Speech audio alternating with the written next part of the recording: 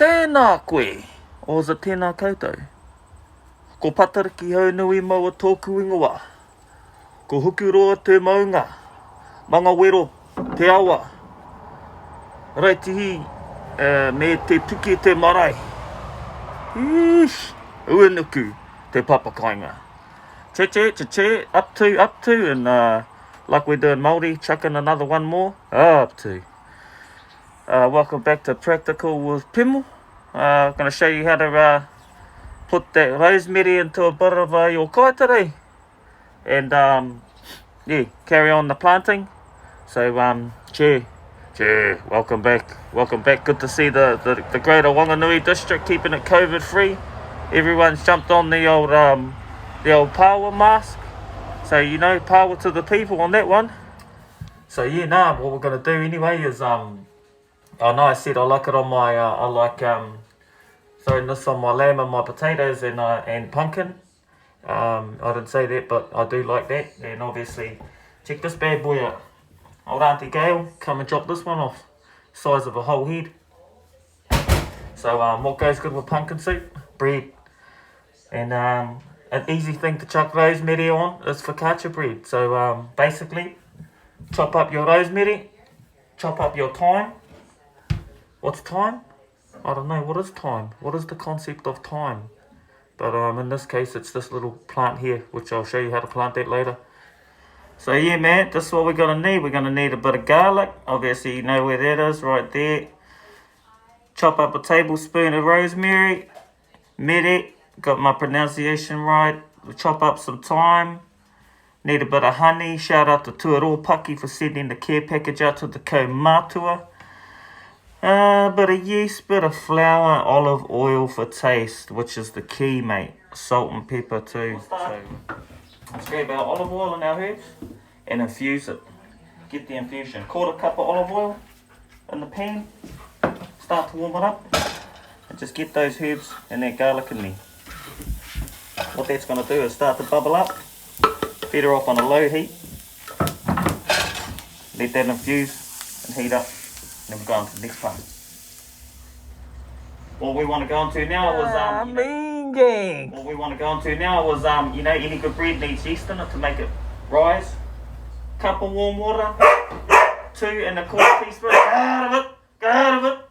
2 1/4 teaspoons of yeast. Mix that up and let that sit for 5 minutes. You know, grab your yeast mixture. 5 minutes you should let that sit for. Pour that into a bowl. Grab your infused rosemary and thyme oil. Put that in there. Give that a bit of a mickey. And then grab your cup of flour. And just get that in there. Get that a mix. Let the flour soak that up. Then let that sit for a further 5 minutes. Just going to mix this together till it's nice and smooth. And then I'll transfer it over onto a floured board or something and just roll it out into a nice, consistent dough. Bit of a dough. Sweet. So with a little bit of that oil left over from your cooking, just grab that on a bit of a towel like that. Oil up a bit of a bowl or saucepan or whatever you've got. And then after you've kneaded your dough to a nice smooth contestant mixture, just you're happy with it, chuck it in there, chuck a bit of a damp cloth over the top of it and let it sit for an hour, let it rise up. Sweet. Now utilising our time while we're waiting for that dough to rise up, we'll cruise out and I'll show you how to get the old thyme on the go, for your own gardening purposes. Righto, this stuff here is in fact thyme. If you come a bit closer here, the pātohi, what we want to do is just grab some bits like that, just down close to a branch where it'll regrow again. Nice healthy looking ones, strong. Pick 3 or 4 because the pot can handle a few.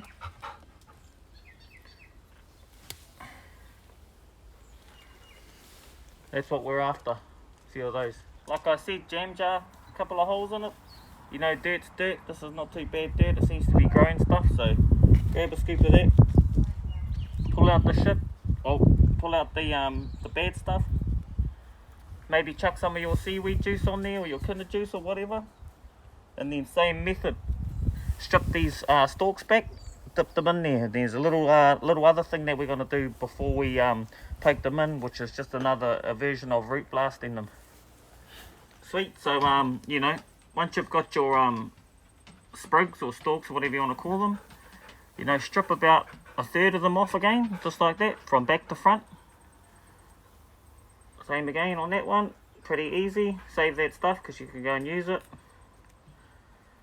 like that. And a little trick, whether you believe it or not, if you've got no rooting hormone or root blast, honey does the same thing. Dip it in a bit of honey, boosh.